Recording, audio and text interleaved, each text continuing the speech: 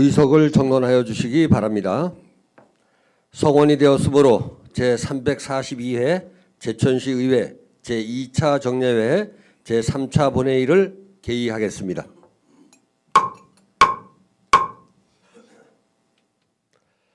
금일 의사 진행은 의석에 배부하여 드린 의사 일정표를 참고하여 주시기 바라며 곧바로 의사 일정을 시작하도록 하겠습니다.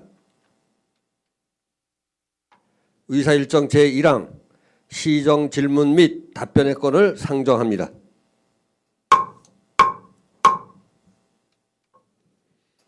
금일 시정 질문은 김소환 의원님께서 하시겠으며 일문 일답 방식으로 진행하겠습니다. 제천시의회 회의규칙 제96조 제3항에 따라 질문 시간은 답변 시간을 포함하여 총 60분, 다른 의원님이 보충 질문은 답변 시간 포함하여 총 10분으로 의원님들께서는 시간 안배에 유의하여 주시고 제출하신 질문 요지와 관계없는 발언은 하실 수 없음을 알려드립니다. 김소환 의원님께서는 발언대로 나오셔서 답변자를 지정하고 질문하여 주시기 바랍니다.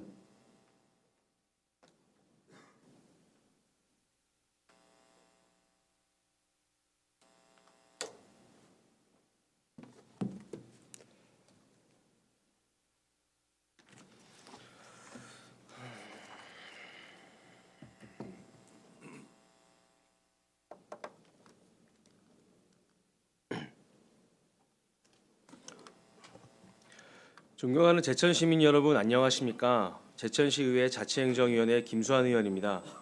먼저 역동적이고 새로운 경제도시 제천을 위해 애쓰시는 김창규 시장님을 비롯한 1천여 공직자 여러분께 감사드립니다.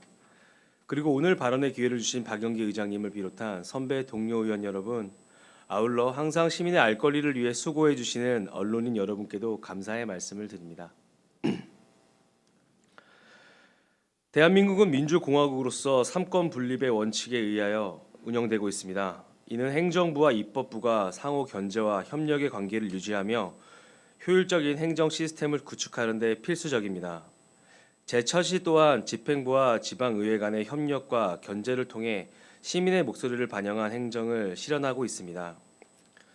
시장님께서도 지난 3년간 시정연설에서 집행부의 의회와의 존중과 협업의 중요성을 여러 번 강조하셨습니다. 예를 들어 2022년에는 시의회를 항상 존중하고 의원님들의 충고와 조언을 경청하겠다. 23년에는 의회는 민의를 대변하는 시정의 동반자라는 표현과 의회와 더욱 긴밀하게 소통하고 협력하겠다라는 말씀도 하셨습니다. 2024년에는 2인 3각의 정신, 한마음으로 함께 협조한다라는 말씀 등 시장님은 의회와의 존중과 협업에 대해 여러 차례 강조하셨습니다. 그래서 저는 오늘 지난 2년 반 민선 8기 김창규 시장 집행부가 민의를 대변하는 의회의 목소리에 얼마나 귀 기울였는지를 논의하고자 합니다. 시장님 발언대로 나와주시겠습니까?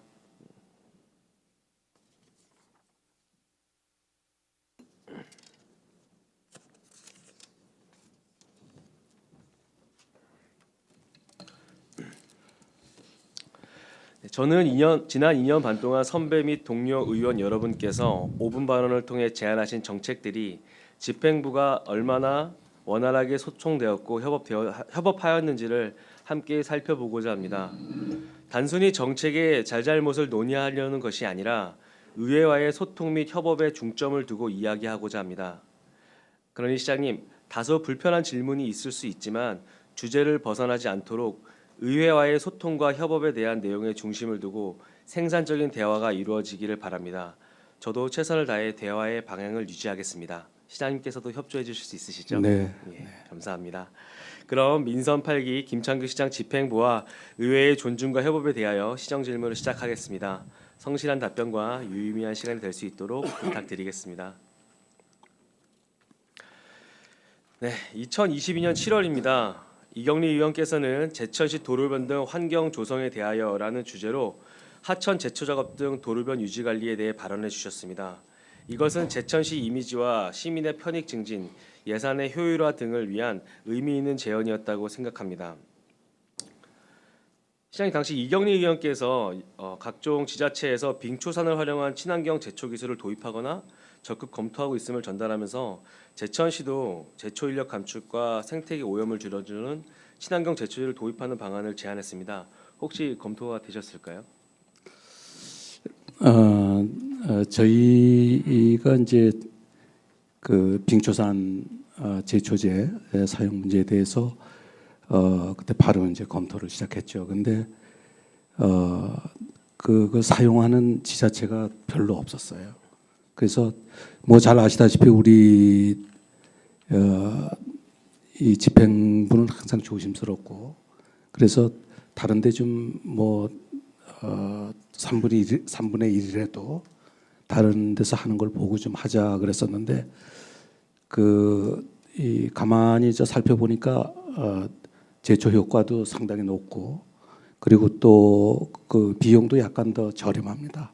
그래서 내년부터는 약 한 1,500만 원 정도 좀 구입을 해서 사용해 보려고 합니다. 네, 이 부분에 대해서 의회에 검토 예정이라는 2년간 검토했다라는 내용을 중간에 한 번도 피드백 주시지 않으셨거든요. 네네네. 2년이 정도 지났습니다. 이렇게 늦은 피드백은 좀 지양해야 한다고 시장님도 동의하시죠? 네네. 죄송합니다. 네, 감사합니다. 다음으로 예산에 대해서 좀 보겠습니다. 예산은 해당 업무를 추진하기 위한 의지의 표현이라고 생각을 합니다. 의회에서 도로환경 정비 사업에 대한 5분 발언을 했습니다. 하지만 5분 발언 이전이 2022년에는 6억 원으로 예산이 편성된 반면에 5분 발언이 하고 난 이후 2023년에는 4억 원으로 오히려 3분의 1이 줄었습니다. 그리고 24년에도 4.5억 원으로 22년 대비 1억 5천만 원 감소하였고요. 예산이 줄게 되면서 2022년에는 북부 남부 지역 28만 제곱미터 도로환경 정비 사업이 2023년, 2024년에는 진행되지 못하게 됐습니다. 더불어 읍면동 재배정액 또한 3억에서 23년도에 1억, 24년도에 2억으로 대폭 감소했거든요. 좀 의회의 제언을 확실하게 받아들였다고 판단하기 어려운 것 같은데 시장님 생각은 어떠신가요? 네, 제가 말씀드리고 싶은 거는 이제 2023년 예산이 보통 그 정부 긴축 예산 정책에 따라 가지고 그때 많이 보조금이 삭감이 되고 그랬던 적이 있습니다. 그래서 그때는 뭐 보조금 쪽이 상당히 많이 깎였죠.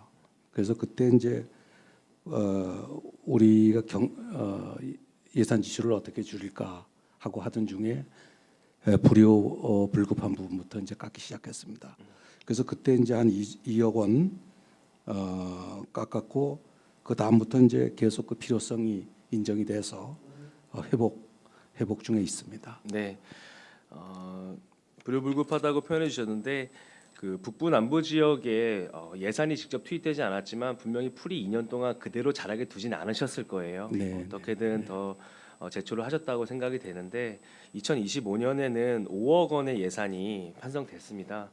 시민의 편익 증진을 위해 더 많은 예산이 투입이 필요하다면 반드시 적극적으로 반영해 주시길 부탁드리겠습니다. 네, 저희도 요청을 하겠습니다.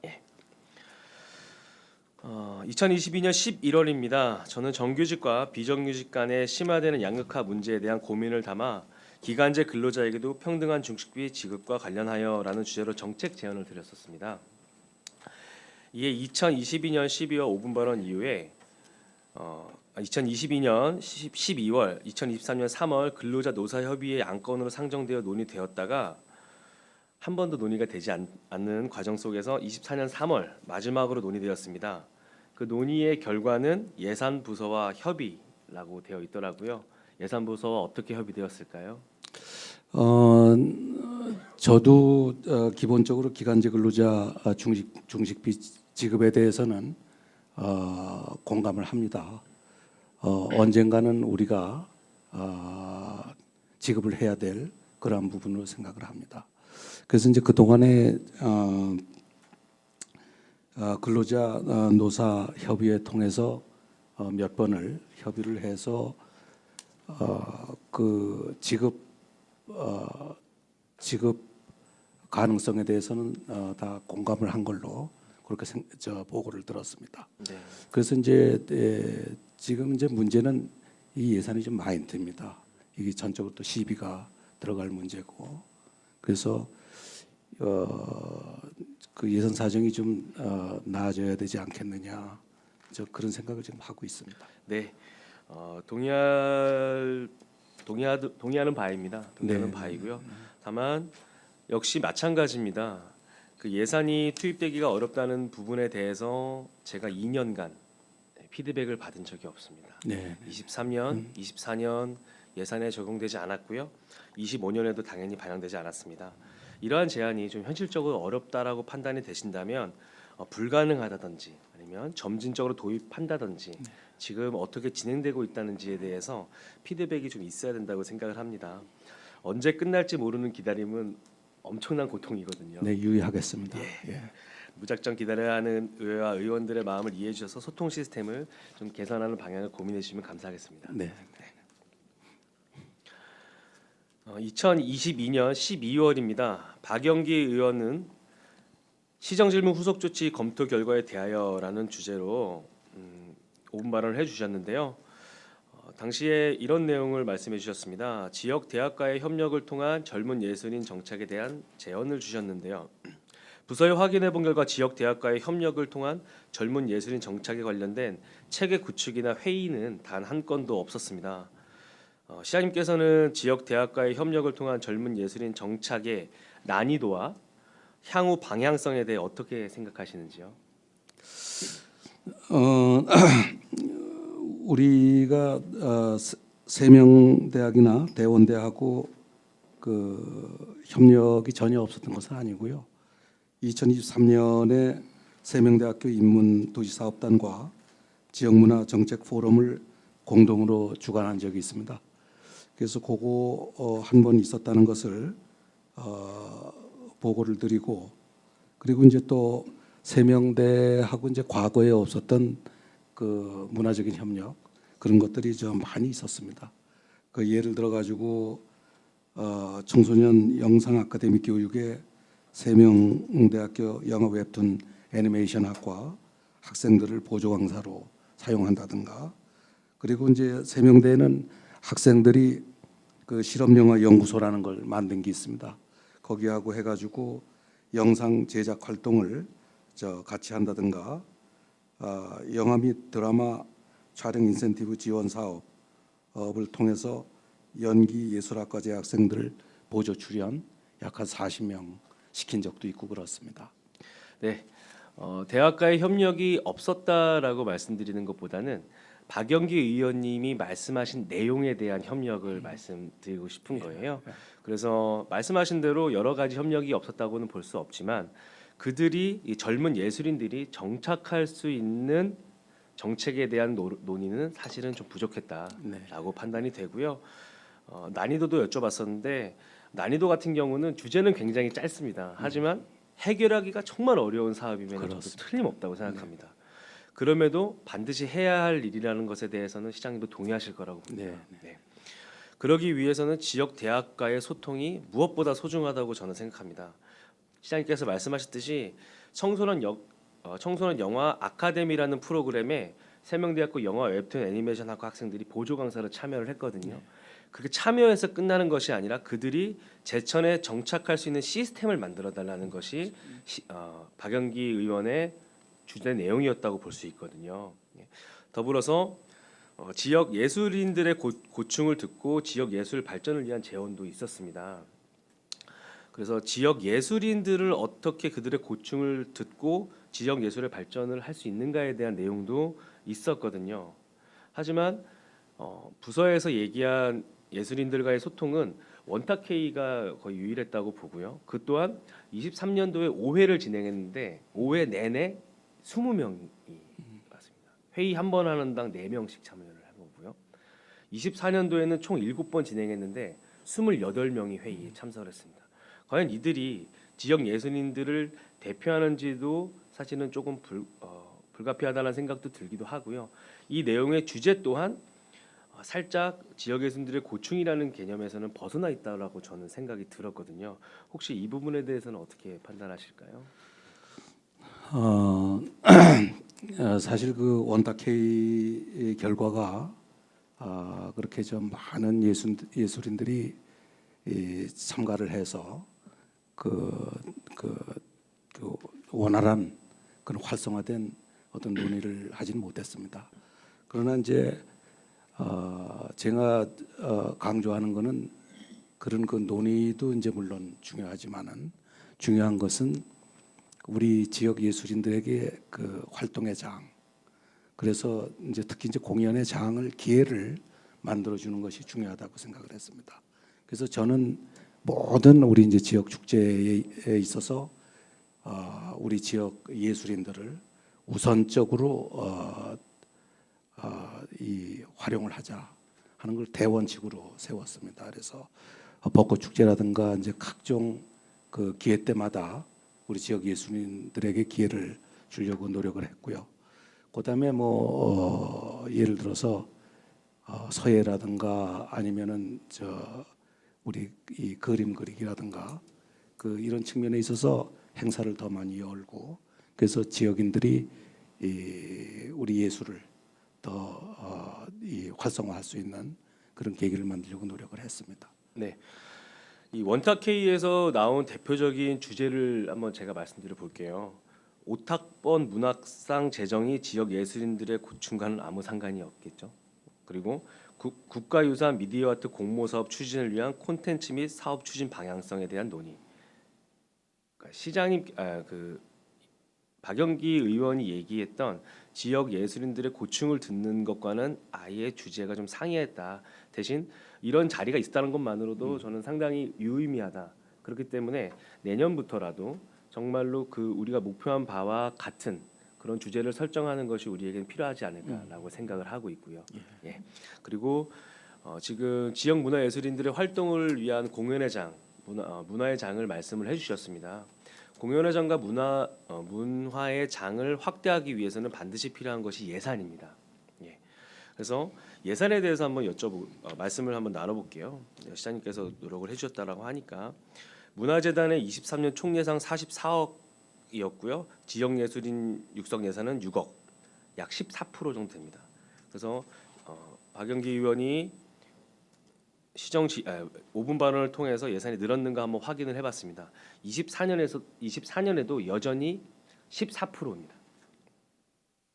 그러니까 절대적인 예산이 하진 않았다는 거거든요.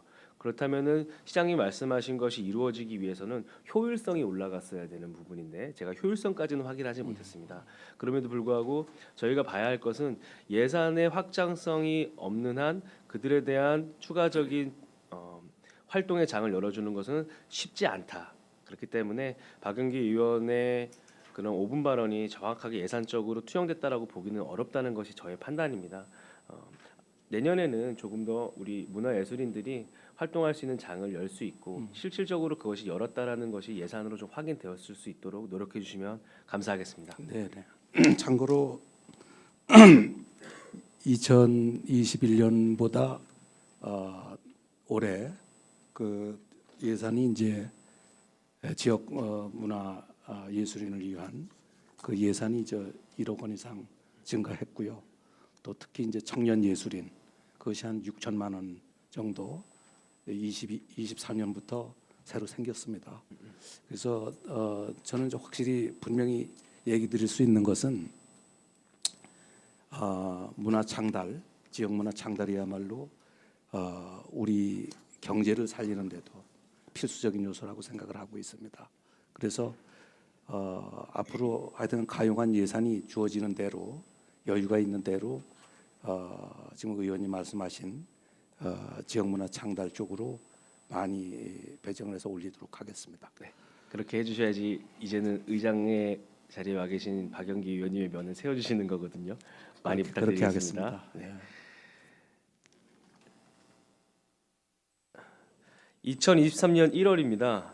김진환 의원께서는 제천시 응급의료 환경 개선 건의라는 주제로 제천 시민의 안전을 위해 응급의료에 적극적인 지원을 건의하신 바 있습니다. 그 내용 중에 특히 설치 의무는 아니지만 시민 이용률이 높은 경로당, 어린이집, 돌봄센터에 자동 심장 충격기 설치를 제안하셨습니다. 시장님 지금 경로당 점심 제공 사업 굉장히 흥하고 있죠. 네. 예. 제가 김창규 민선 8기 체제하에서 가장 잘 되고 있는 사업 중에 하나가 아닌가라고 저도 생각하는. 그 두 번째라고 저는 생각합니다. 그러면 두 번째라고 저도 인정하겠습니다. 잘 되고 있다고 생각을 하는데요. 그렇습니다. 2023년에 시범 사업을 진행을 했습니다. 141개소 1일 이용 인원 2,000명, 연인원 17만 명이 경로당 점심 제공을 사업을 통해서 혜택을 받았거든요. 2024년에는 전면 시행으로 256개소 연인원 60만 명이 이용을 하셨습니다. 정책은 순풍에 돛단 듯이 앞으로 잘 나아가고 있습니다. 그런데 시장님, 연인원 60만 명이 이용하는 경로당에 자동 심장 충격기가 설치된 곳은 단 한 곳입니다. 경로당 자동 심장 충격기 예산 투입은 0원입니다. 김진환 의원님께서 제언하신 기간이 만 2년이 다 되어 가는데 이 부분에 대해서는 어떻게 생각하십니까? 저희도 김진환 의원님 말씀하시고 나서 바로 검토를 시작했었습니다. 그런데 이제 그때 보면은 이게 보통 고가가 아닙니다. 한 대에 250만 원에서 500만 원까지. 그리고 그것도 관리비가 보통 또 많이 드는 게 아닙니다. 이게 10년마다 자동 이 제세 그거를 바꿔야 되는 기기를 바꿔야 됩니다. 그다음에 이제 패드를 매 2년마다 바꿔야 되는데 그것도 또 10만 원씩이나 되고요. 그리고 또 각종 그 부품들 바꾸는데도 또 비용이 보통 드는 것이 아닙니다. 그래서 저희가 또 여러 가지로 여러 군데 이제 활용을 했는데 확인을 했는데 500인 이상 500호 이상 되는 그 공동주택 거기에는 이제 이 관리사무소에 한 대씩 비치가 돼 있습니다. 그런데 지난 십몇 년 동안 이 사용 빈도가 거의 없습니다. 하나도 없는 데가 거의 대부분이고 그래서 이제 예산이 이게 작다면은 그게 이제 설치되는 게 좋은데 그 예산이 워낙 많이 들고 운영비가 많이 들어서 참 저희로서는 좀 조심스러운 점이 있습니다. 네. 자동 심장 충격기는 많이 사용이 안 될수록 좋은 겁니다. 그럼에도 불구하고 설치를 해야 되는 것이 시민의 안전을 위해서 반드시 필요하다고 보는 것이고요. 그렇기 때문에 전국의 자동 심장 충격기를 설치하는 곳이 점점 증가하고 있다라고 봐주셔야 되는 부분인 것 같아요. 이 시민의 안전과 예산의 효율적 사용은 상호 상대된다고 보지 않습니다. 예산이 투입되더라도 가장 효율성이 낮더라도 그럼에도 보장돼야 하는 것이 시민의 안전이다라고 생각이 되거든요.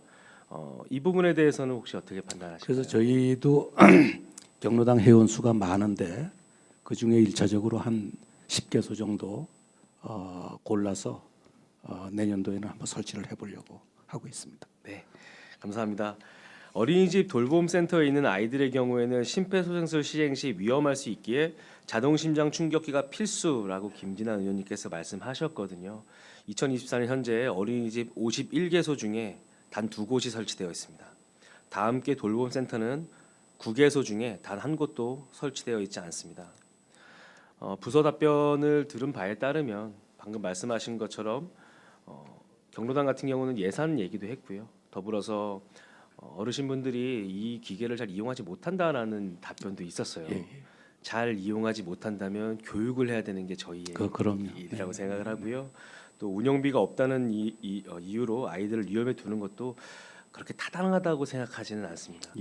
방금 우리 시장님께서 말씀하신 대로 예산이라는 것이 참 부담이 없을 수는 없지만 안전보다 우선되지는 않다고 생각하고 한 10대 정도 먼저 우선 설치하신다고 얘기하셨는데 그 비율을 점점 늘려서 제천에 살고 있는 시민이 안전한 도시가 될 수 있도록 시장님께서 적극적으로 안전에 유의를 좀 해주시면 감사하겠습니다. 그렇게 하겠습니다. 네, 감사합니다.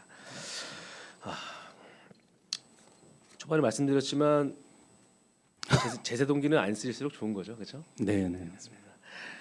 김진환 의원님의 제언이 2년 전에 시작되었을 때 우리가 준비했다면 우리 시민들은 조금 더 안전한 제철을 살 수 있었을 겁니다. 김진환 의원님께서는 얼마 전에 구급차의 명지병원 신속 진입을 위한 도로 환경 개선도 진행을 하셨습니다. 이렇듯 의회의 목소리에 조금 더 집중한다면 제천의 안전도는 훨씬 더 상승할 수 있을 것이라고 생각이 듭니다. 시장님 동의하시죠? 네, 동의합니다. 의회의 목소리에 더 많이 기울여 주시면 감사하겠습니다. 2024년 2월입니다. 한명숙 의원님께서는 제천시 지역 경기지표 개발에 대한 5분 발언을 하셨습니다. 시장님은 현재 제가 알기로는 3조 원 투자 유치와 1,500만 관광객 유치라는 양대 기조를 가지고 계신 걸로 알고 있는데 맞으실까요? 네, 맞습니다. 네. 제천시에서는 투자 유치, 관광, 행사, 축제, 스포츠 경기 유치 등을 통해서 지역 경제에 상당한 기여를 하고 있으며 저도 이를 부정하지는 않습니다. 오히려 잘 되고 있다라고 생각을 하고 있고요. 질문 하나 좀 드릴게요. 제가 시장님께 원하는 답변은 금액까지는 정확하게 기억하지 못합니다. 이렇게 답변해 주시는 거거든요. 네. 그럼 질문 드리겠습니다. 네. 2024년 105개 체육대회 유치와 1천만 명 관광객 방문으로 제천시의 직접 소비 효과와 간접 소비 효과에 대한 총액은 얼마일까요?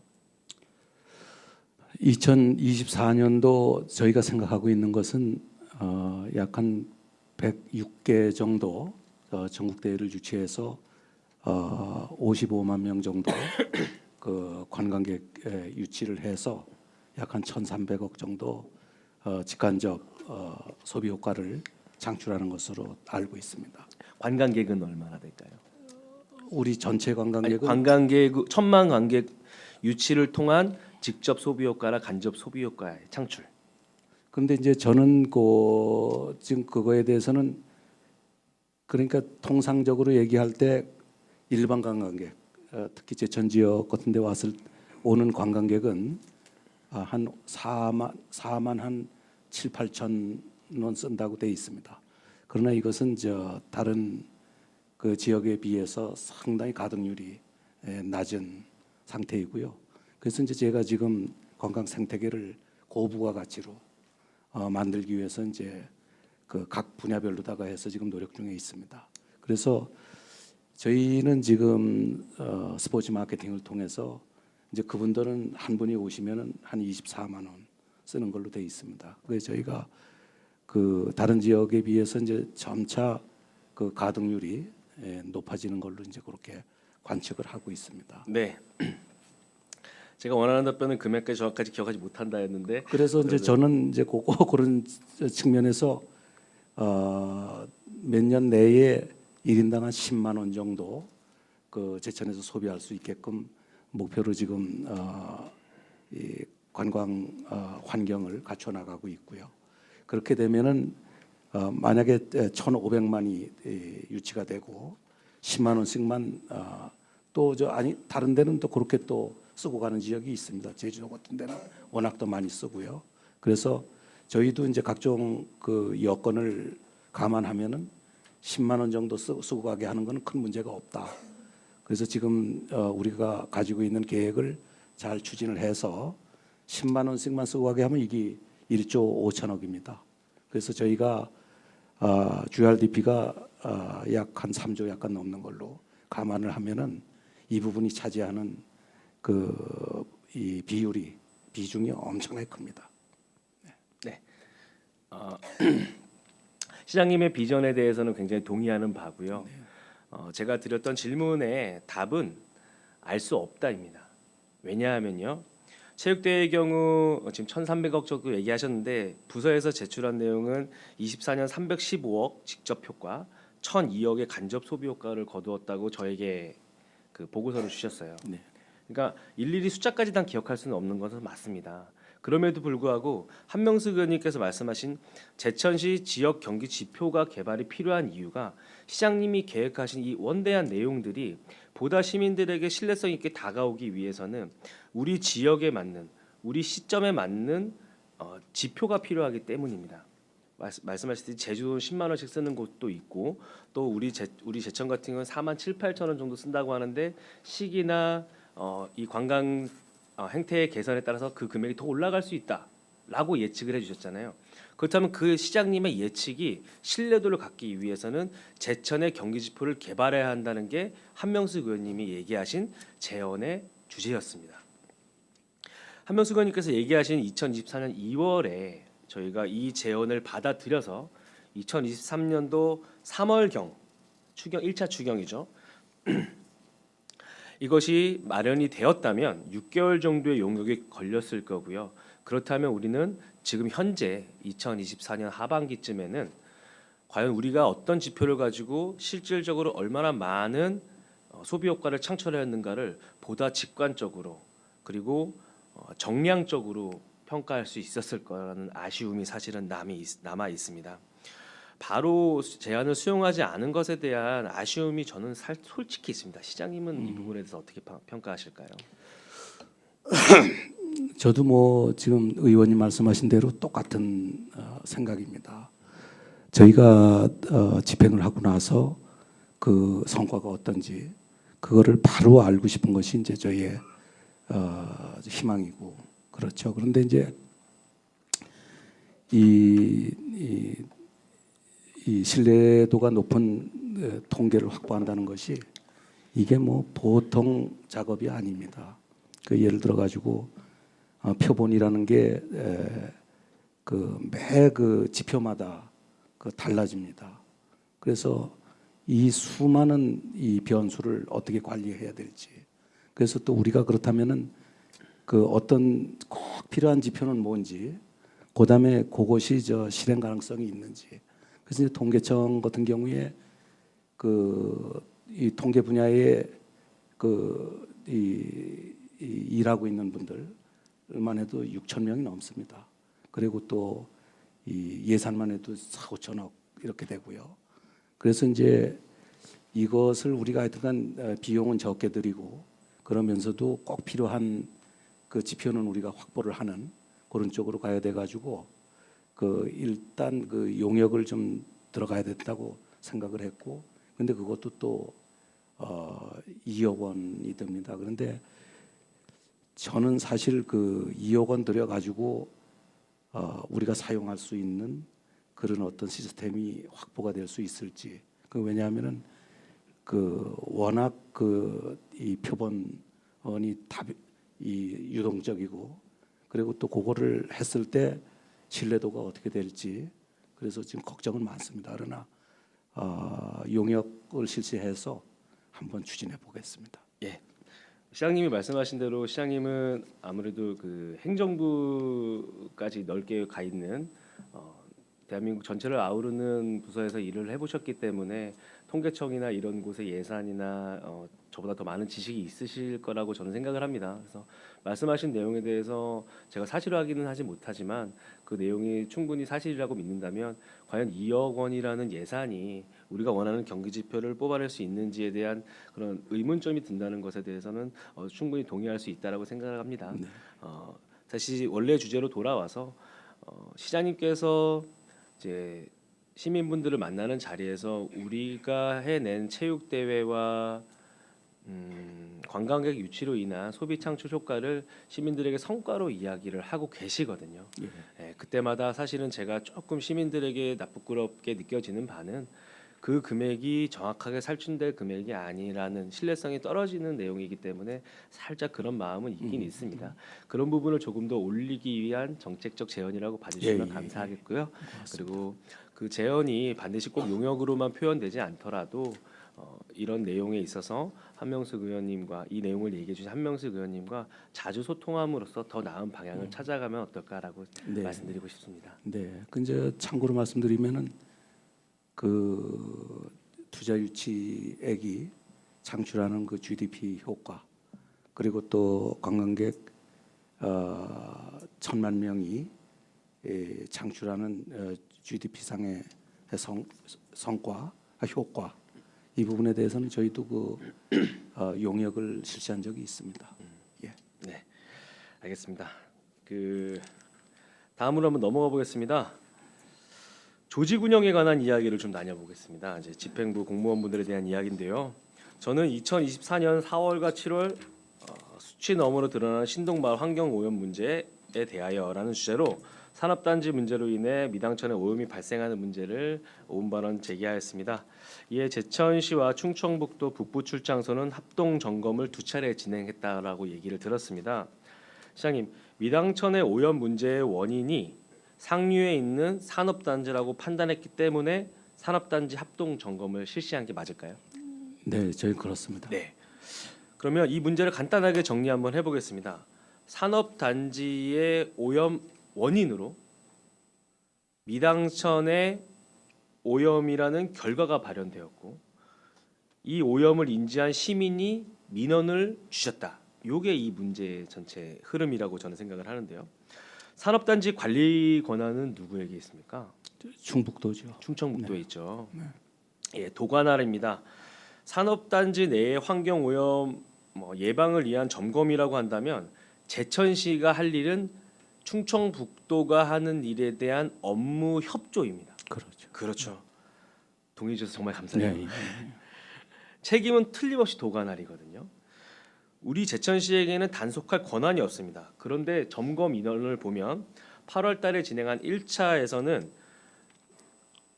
도에서 2분, 그리고 제천시 7분 직원이 나가셨고요. 11월에는 도에서 1분, 제천시에서 역시 7명이 나가셨습니다. 업무 추진도 제천시 투자유치과에서 진행이 됐습니다. 실질적으로 투자유치과는 이런 환경을 통해서 개발을 제한하는 것이 주 목적이 아니라 투자유치를 통해서 제천의 그 경제가 창출되는 것이 목적인 부분이거든요. 환경으로 인해서 제약하는 부분이 아니라는 거죠. 자, 그런 면에서 보자면 투자 유치까지 진행하는 것도 사실은 좀 맞진 않았고요. 인원도 제천시 공무원이 압도적으로 많은 상황이었습니다. 미당천 오염에 대한 원인 규명이 목적이었다면 제천시청 주도의 합동 점검이 아니라 그것보다 앞서서 충청북도와 제천시의 업무 체계가 원활하게 이루어지고 있는가에 대한 부분이 먼저 선행돼야 된다고 생각을 합니다. 혹시 이 부분 어떻게 판단하십니까? 저도 먼저 번에 그 시민들의 항의 또 의원님들의 그 질타 이런 걸 듣고 나서 사실 저도 상당히 좀 화가 났던 적이 있습니다.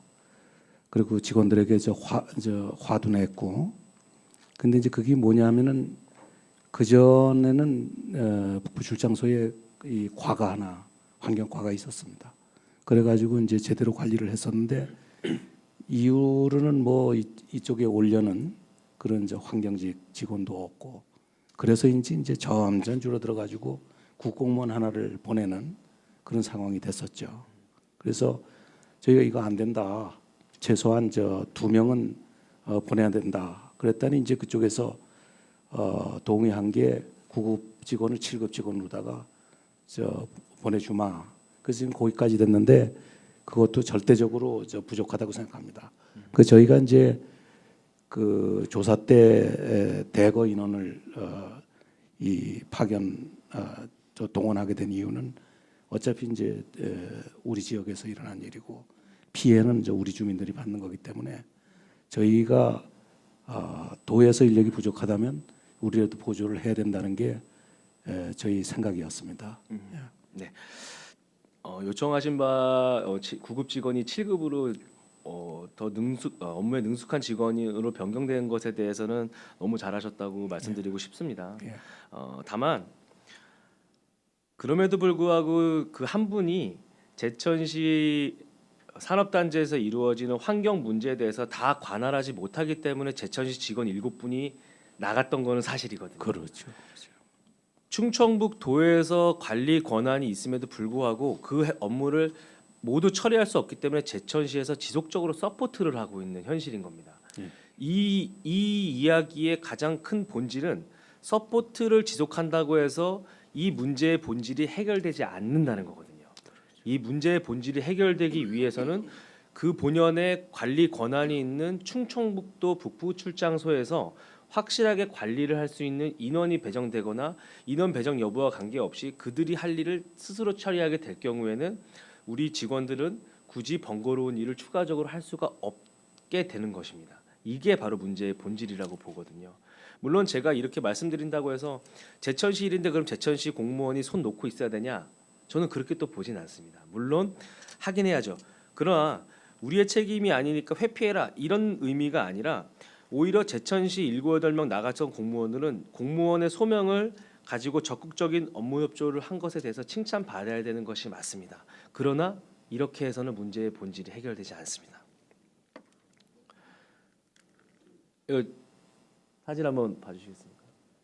저 하얗게 둥둥 떠다니는 게 산업단지에서 내려온 원인을 알 수 없는 오염 물질이었고요. 이걸로 인해서 물고기가 폐사했습니다. 근데 지금 물고기 폐사한 것을 그대로 두면 더 오염이 되기 때문에 저렇게 수거를 하고 있는 사진이거든요. 저거 다 제천시청 공무원분들이에요. 제천시청 공무원 보호해야 됩니다. 잘 판단해 보십시오. 내가 스스로 저지른 저지리를 내가 스스로 치우는 것도 굉장히 힘들거든요. 근데 다른 사람이 제대로 일하지 않은 것 때문에 내가 그 일을 결과를 자기가 처리해야 된다면은 너무나 힘든 일이겠죠. 이런 직원들 시장님이 직접 보호해 주셔야 됩니다. 맞으시죠? 예. 시장님이 보호할 수 있는 방법은 문제의 핵심을 꿰뚫어서 불필요한 인력 낭비도 줄일 수 있도록 충청북도의 적극적인 개입을 아주 강력하게 요구를 하셔야 되는 부분입니다. 지금 제가 인지하고 있는 바로는 충청북도 북부 출장소 환경건설 쪽에서 담당하고 있는 주된 업무는 산업단지 관리입니다. 근데 와서 근무하고 계신 과장님은 현재 토목직으로 제가 알고 있습니다. 그리고 7급 공무원 분께서도 와 계시다고 얘기를 하셨는데 실근무 연수가 3년 정도 되셨고요. 그 앞선 2년 동안의 근무 내용은 그 보조금 사업을 하셨고 실무는 처음이라고 하더라고요. 그러니까 제가 이 말씀을 드리는 이유는 시장님께서 노력을 한 것에 대한 부정이 아니고요. 앞으로 시장님께서 공무원들이 이렇게 본연의 업무가 아닌 일에 지속적으로 노력을 쏟아붓는 행위를 줄이고 공무원을 보호하고 또 제천시가 가진 문제를 본질적으로 해결하기 위해서는 관리 권한을 가진 충청북도에 대해 강하게 요구를 하셔야 되는 부분을 추가적으로 할 수 있도록 제가 말씀드리고 싶었던 부분입니다. 예. 그래서 강하게 임하겠습니다. 강하게 얘기해 주십시오. 알겠습니다. 네, 시장님 말씀 잘 들었습니다. 건강이 많이 안 좋으시죠? 건강이 왜 안 좋아요? 괜찮으세요? 네, 좋습니다. 예, 씩씩하셔서 저도 너무 보기 좋고요. 혹여나 오늘 시정 질의가 좀 어렵지 않을까라는 내심 고민도 좀 했습니다. 그럼에도 불구하고 이렇게 책임감을 가지시고 나오셔서 진심으로 감사드립니다. 장시간 답변하시느라 정말 수고 많으셨습니다. 시장님 자리로 돌아가 주시면 되겠습니다. 네네.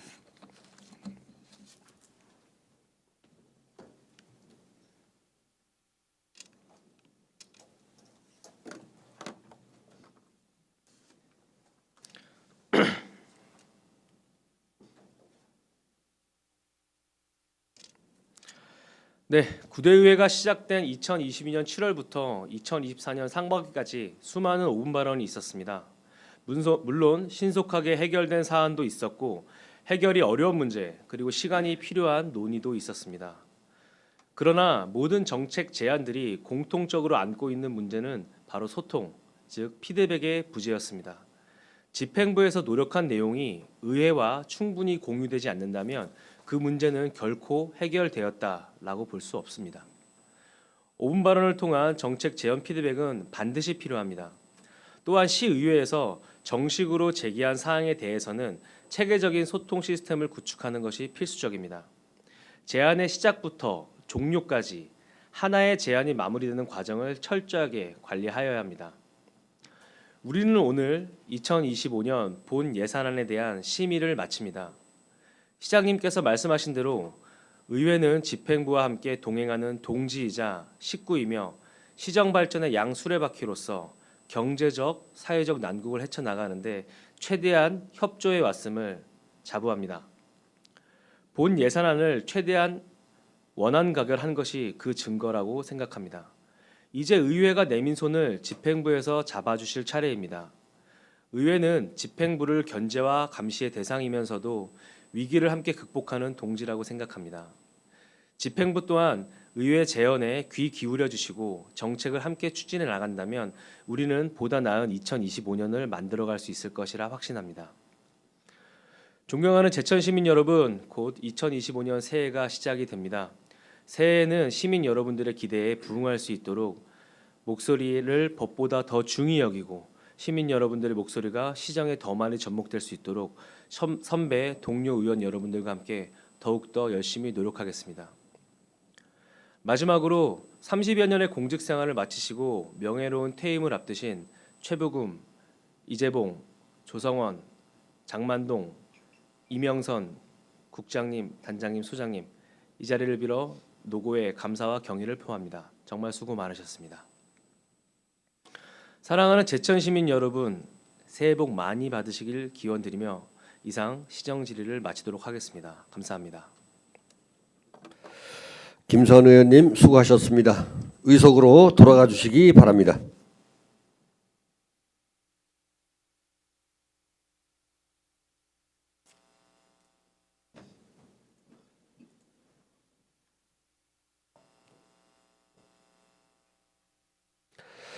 본 질문 및 답변에 대하여 보충 질문하실 의원님 계십니까? 네, 김진환 의원님 말씀하시기 바랍니다.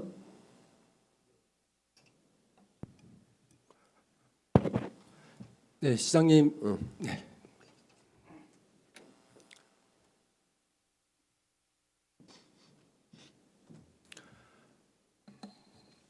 우선은 우리 김수환 의원께 우선 감사하다는 말씀 전하겠습니다. 우선은 저도 운발언을 했지만 책임진 말은 실천이 얼마나 되는지 시에서 여태까지 확인을 못했습니다. 근데 김수환 의원 때문에 다시 한번 제가 5분 발언을 한 거에 있어서 다시 한번 되새기게 된 것 같아요. 지금 김수환 의원께서 지금 말씀했지만 자동심장 충격기가 지금 보면은 경로당이나 지금 뭐 어린이집 저도 지금 알았습니다. 그때 담당 부서에서는 전태불명 이렇게 말했습니다. 제 본 의원이 오은 발언을 할 때 내년부터는 단계적으로 다 늘려 나간다. 그런데 과연 지금 이게 늘려 나간 겁니까, 시장님? 어떻게 생각하십니까? 아까도 말씀드렸지만은 그 보통 이 고가 장비가 아니고 시장님, 그 시장님은 배터리도 한 번 가는데 22만 원이나 듭니다. 근데 시장님, 예. 시장님은 제천 시민의 안전보다 그 금액이 더 중요합니까 지금? 아니 그 시정을 하는 데 있어서는 그게 항상 예산을 생각할 수밖에 없죠. 예산을 저는 최고 우선이 제천 시민의 안전이라 생각합니다. 담당 부서에서 만약에 좀이라도 노력을 했으면 2년 동안 지금 뭐 했습니까 지금? 저희도 노력을 많이 했습니다. 예를 그 들어 당시에 가지고 경로당 불명예 어린이집이나 이런 데 그 운영비 가지고 그 제세 그 자동 충격기 그거 사라고 계속 공문을 내리보내고 그래도 그쪽에서는 예산이 없다고 안 사고 그랬어요. 그다음에 지금 제가 아까 얘기했듯이 내년도 예산 한 10대 정도 해 가지고 경로당 그 회원수 많은데 설치하겠다는 거 아닙니까? 그리고 지금 500호 이상 되는 좀 큰 규모의 그 공동주택에는 지금 다 설치가 돼 있습니다. 근데 거기에 미안하지만 하나도 10년 동안 사용 횟수가 하나도 없습니다. 시장님, 자동 심장 충격기는 한 번도 사용 안 한다고 중요한 게 아닙니다. 10년을 써도 가려도 단 시민이 한 사람이 위급한 순간 왔을 때 그걸 바로 그 위급 살리기 위해서 계속 설치하자는 겁니다. 글쎄 저도 취지를 아는데 그래 가지고 우리가 노력을 안 한 게 아닙니다. 지금 워낙 예산이 많이 들기 때문에 우리가 이제 이 단계적으로 좀 추진을 하겠다는 거 아닙니까? 그리고 어린이집이나 이런 데는 참 저희가 노력을 많이 했습니다. 어린이집에 노력을 했는데 2개 설치됐습니까 지금? 근데 거기서 뭐 우리가 아무리 얘기를 해도 자기네들 그 예산이 많이 들어서 그걸 다른 데 써야 된다는 거예요. 제가 그때 본 의원님도 분명히 담당 부서한테 이렇게 말하십니다. 어린이집 만약에 그 사업을 하면 못하니 단계적으로 시에서 단계적으로 한 번에 못하니 1년에 한두 대씩이라도 설치게끔 해줘라. 그런데 지금 하나도 실행된 게 없어요. 경로당도 똑같습니다. 본 의원이 아니 왜 해보지도 않고 왜 말을 안 하냐. 어르신들도 교육하면 다 된다. 그래 담당 그때 부서에서도 의원님 그러면 의원님들은 내년부터는 단계적으로 설치하겠습니다. 근데 한 곳만 설치됐습니까 지금? 담당 부서에서는 지금 뭐 했습니까 지금? 저는 제천시민의 안전이 최우선이라고 말했는데 과연 제천시민보다 그 금액 돈이 고가가 그런 게 중요합니까 지금? 그만큼 성의만 보여줬으면은 지금 경로당도 지금 시장님도 좀 아까 말했듯이 단계적으로 내년부터 10대씩 늘린다는데 본은 2년 됐습니다 지금. 근데 이 상당히 시행에 조심스러운 문제는 있는 부분입니다. 그래서 의원님 약간 좀 불편하시더라도 지금이라도 이제 저희가 분명히 요 시정 질문 있기 전에 저희가 그 10대 정도 시험적으로 배치하겠다는 거는 그 전에 내려진 결정임을 분명히 말씀을 드립니다. 우선 시장님 뒤늦게라도 시장님이 그런 결단 내서 감사드리고요. 우선은 부서에서는 저는 진짜 이번에 너무 실망한 느낌입니다. 그 당시도 항상 부서마다 보건소, 안정정책과 노인 다 하나같이 하는 말이 안 되는 쪽으로 뭐 안 된다. 되는 쪽으로 잡아왔으면 지금 벌써 설치가 얼마나 많이 됐을 텐데 안 되는 쪽으로 방향을 잡다 보니까 지금 이 상황이 온 겁니다. 시장님께서는 좀이라도 이제도 안 늦었습니다. 제천 시민의 안전이 최우선이라면은 금액보다는 금액이 비싸다고 설치 못하는 게 아니라 안전이 그 급한 수용할 때 안전을 생각한다면은 굳이 더 지금부터도 늦지 않았으니까 더 생각해 주길 바라겠습니다. 최대한 노력하겠습니다. 네, 이상입니다. 노력하겠습니다. 이상이 마치겠습니다. 김진환 의원님 수고하셨습니다. 혹시 또 다른 질문 하실 의원님 계십니까? 시장님 자리로 돌아가시기 바랍니다.